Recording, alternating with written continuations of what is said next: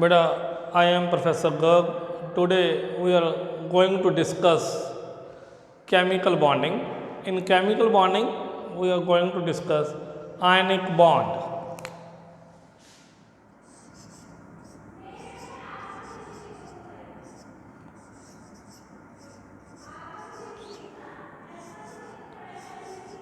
आयनिक bond. आज बेटा हम आयनिक बॉन्ड डिस्कस करेंगे। What is meant by ionic bond? As we know that the ionic bond is the attraction between two oppositely charged ions. Two oppositely charged ions. बेटा जब दो अलग अलग charge combine करते हैं, उनमें जो अट्रैक्शन है, उनमें जो बॉन्ड बन रहा है, उस बॉन्ड को हम बोलते हैं ionic bond. So we will define that the electrostatic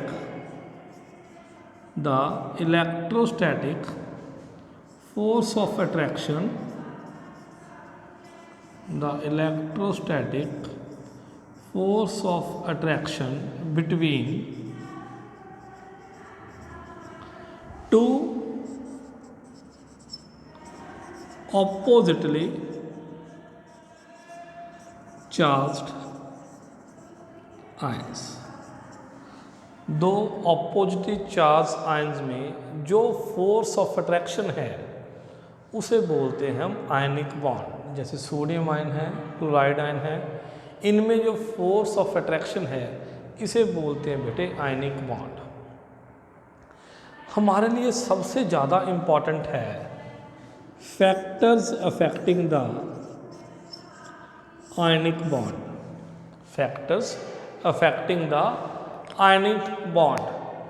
कई बार क्या होता है, मोस्टली बच्चे बोल देते हैं जी आयनिक बॉन्ड डिपेंड करता है साइज पे, न्यूक्लियर चार्ज पे, इलेक्ट्रॉनिक कॉन्फ़िगरेशंस पे, ऐसे कुछ फैक्टर्स बता देते हैं। बेटा इन किसी पे आयनिक बॉन्ड डिपेंड नहीं करता।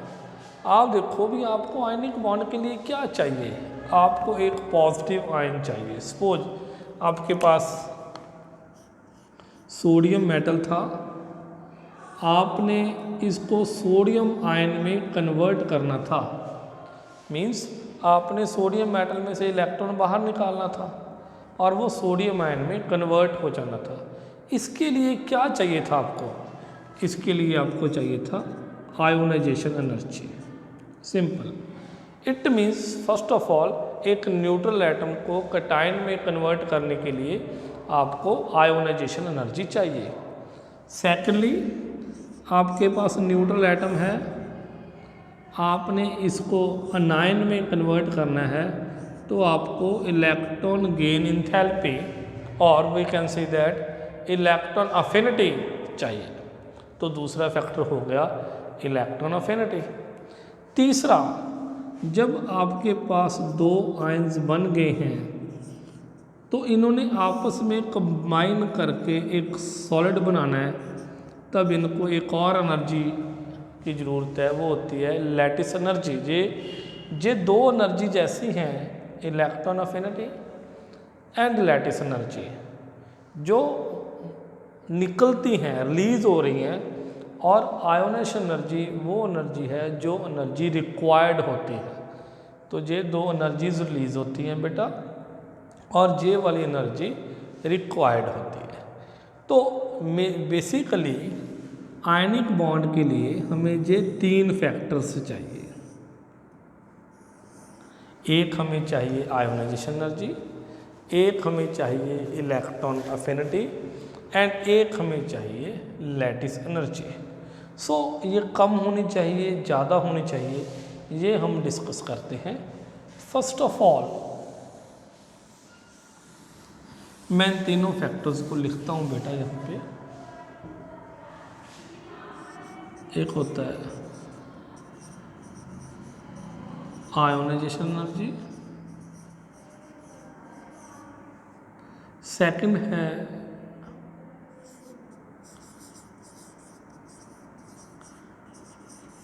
इलेक्ट्रॉन अफिनिटी, एंड थर्ड है लैटिस एनर्जी, लैटिस इंथैल्पी बोल सकते हो, लैटिस एनर्जी बोलते हो। तो आयोनेशन एनर्जी क्या होती है? जब अमाउंट ऑफ एनर्जी रिलीज्ड, कब? When we remove an valence electron from isolated gaseous atom. जब हम किसी आइसोलेटेड गैसियस एटम में से इलेक्ट्रॉन रिमूव करते हैं, जो एनर्जी चाहिए तब रिक्वायर्ड है हमें, उसे हम बोलते हैं बेटे आयोनाइजेशन एनर्जी। तो हमारी टेंडेंसी तो ये होगी भी जल्दी जल्दी इलेक्ट्रॉन निकल जाए, ईजिली इलेक्ट्रॉन निकल जाए। तो एक अच्छे आयनिक बॉन्ड के लिए ionisation energy should be low, ionisation energy should be low for ionic bond. Then electron affinity, electron affinity होती है बेटा the amount of energy released, the amount of energy released when we add an electron in the outermost shell of isolated gaseous atom। तो electron affinity वो energy है, जो energy निकलती है जब हम इलेक्ट्रॉन ऐड करते हैं। आउटर शेल में से जो एनर्जी निकलती है बेटा, उसे हम बोलते हैं इलेक्ट्रॉन अफिनिटी। तो ये एनर्जी क्यों निकलती है? जब हम किसी के जब हम वैलेंस शेल में इलेक्ट्रॉन ऐड करते हैं, इलेक्ट्रॉन हैव नेगेटिव चार्ज, और जो आउटर शेल में इलेक्ट्रॉन पड़े हैं उनमें भी नेगेटिव चार्ज है। तो नेगेटिव को रिपेल करता है, इस वजह से एनर्जी निकलती है। तो electron affinity is amount of energy released.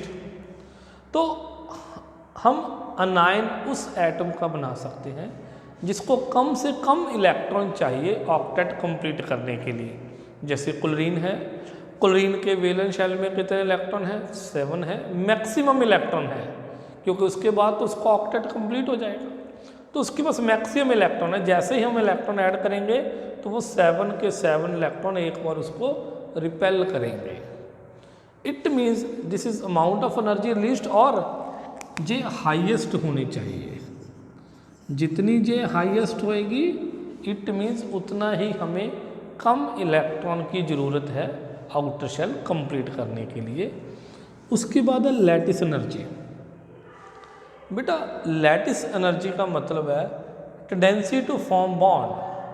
जब ऑपोजिट चार्ज आयंस आपस में क्लोज होते हैं बेटा, तब फिर एनर्जी निकलती है, और वो भी हाईएस्ट। जितनी ज़्यादा उनकी टेंडेंसी होएगी, जितनी उनकी ज़्यादा टेंडेंसी होगी बॉन्ड फॉर्मेशन की, उतनी ही ये एनर्जी ज़्यादा निकलेगी। तो एक अच्छे आयनिक बॉन्ड के लिए आयोनाइजेशन एनर्जी लो होनी चाहिए, और ये दोनों एनर्जीज हाई होनी चाहिए। एक तो आयनिक बॉन्ड इन 3 फैक्टर्स पे डिपेंड करता है। अगर हम आयनिक बॉन्ड की स्ट्रेंथ की बात करें, भी आयनिक बॉन्ड स्ट्रॉन्ग है या वीक है, वो डिपेंड करता है बेटा इलेक्ट्रोनेगेटिविटी डिफरेंस पे, इलेक्ट्रोनेगेटिविटी डिफरेंस पे। भी जो 2 एटम्स में जिनमें बॉन्ड बनाया है हमने आयनिक बॉन्ड, उनमें आपस में इलेक्ट्रोनेगेटिविटी का डिफरेंस कितना है। सपोज हमने एक बार बॉन्ड बना लिया ए और बी में, फिर हमने बॉन्ड बना लिया ए और सी में, हमने बॉन्ड बना लिया ए डी, हमने बॉन्ड बना लिया ए और ई में। हमारे पास 4 ऑप्शंस 4 ऑप्शंस आ गए। हमने ये बताना है इनमें से सबसे स्ट्रॉन्ग आयनिक बॉन्ड कौन सा है, और हमें गिवन है, हमें ए की इलेक्ट्रोनेगेटिविटी गिवन है 0.5, बी की गिवन है 1, सपोज सी की 2, डी की 3 और ई की 4। मैंने ये कुछ हाइपोथेटिकल वैल्यूज़ ले ली आपको समझाने के लिए। तो हमें ये इलेक्ट्रोनेगेटिविटीज़ की वैल्यू गिवन है। हमने डिफरेंस देखना है। अगर ये डिफरेंस 1.7 से ज़्यादा आ रहा है, अगर इलेक्ट्रोनेगेटिविटी का डिफरेंस 1.7 से ज़्यादा आ रहा है तो आयनिक बॉन्ड है, और जितना ज़्यादा आ रहा है, जैसे हाईएस्ट आएगा ए और ई में वो 3.5 आ जाएगा, तो जितना आयन इलेक्ट्रोनेगेटिविटी का डिफरेंस ज़्यादा आ रहा है उतना ही वो स्ट्रॉन्ग आयनिक बॉन्ड है। तो आयनिक बॉन्ड इन फैक्टर्स पे डिपेंड करता है। अब हमने करनी है आयनिक बॉन्ड की करैक्टरिस्टिक्स भी। जो आयनिक कंपाउंड होते हैं वो कैसे होते हैं बेटा।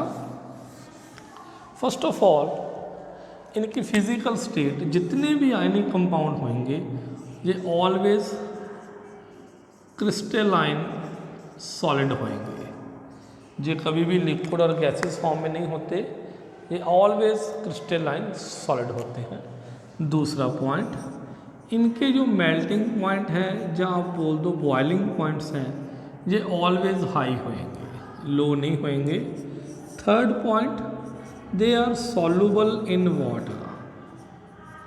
मोस्टली जो आयनिक कंपाउंड होते हैं ये पोलर होते हैं और जब पानी में वाटर में ईजिली डिज़ोल्व हो सकते हैं, तो that's why we are saying they are soluble in water. And third fourth point is they always show ionic reaction. जब भी इनकी डिसोसिएशन होएगी ये आयन्स में कन्वर्ट हो जाएंगे तो ये आयनिक रिएक्शन ही देंगे। Fifth point,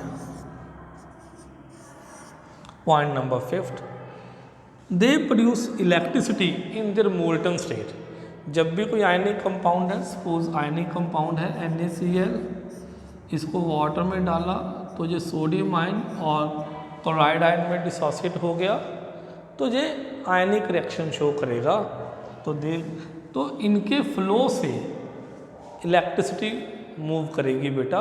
the flow of ions is known as electricity and that current is known as electrolytic current. जैसे स्विचेस में है इलेक्ट्रॉन फ्लो करते हैं, we are saying that it is electronic current. Similarly, flow of ions is known as electrolytic current. That's why ionic bond is also known as electrovalent bond. And last, they are non-directional. Ionic compounds are non-directional. Non-directional मतलब इनकी कोई भी direction नहीं है। ऐसा नहीं है भी जो कोई एक्स एक्सिस वाल है या वाई एक्सिस वाल है या जेड एक्सिस वाल है। तो बेटा आज हमने क्या पढ़ा? आज हमने पढ़ा भी आयनिक बॉन्ड क्या होता है। It is an electrostatic force of attraction between two oppositely charge and. फिर हमने इनके फैक्टर्स पढ़े भी ये इन फैक्टर्स पे, तीन फैक्टर्स पे डिपेंड करता है। उन तीन फैक्टर्स के अलावा आयनिक बॉन्ड की जो स्ट्रेंथ है वो बेटा इलेक्ट्रोनेगेटिविटी डिफरेंस पे भी डिपेंड करती है। फिर हमने पढ़ा भी आयनिक बॉन्ड की करैक्टरिस्टिक्स क्या हो सकती है। करैक्टरिस्टिक्स मतलब ये सॉलिड हो सकते हैं, इनका मेल्टिंग बॉइलिंग पॉइंट हाई है, वाटर में सॉल्युबल है, ये अपने रिएक्शन आयनिक रिएक्शन शो करते हैं और इनके माध्यम से इलेक्ट्रिसिटी फ्लो करती है only then when they are in molten state, और इनकी कोई डायरेक्शन नहीं होती। तो ये है बेसिक बातें आयनिक बॉन्ड के रिगार्डिंग। नेक्स्ट लेक्चर में हम कोवलेंट बॉन्ड डिस्कस करेंगे।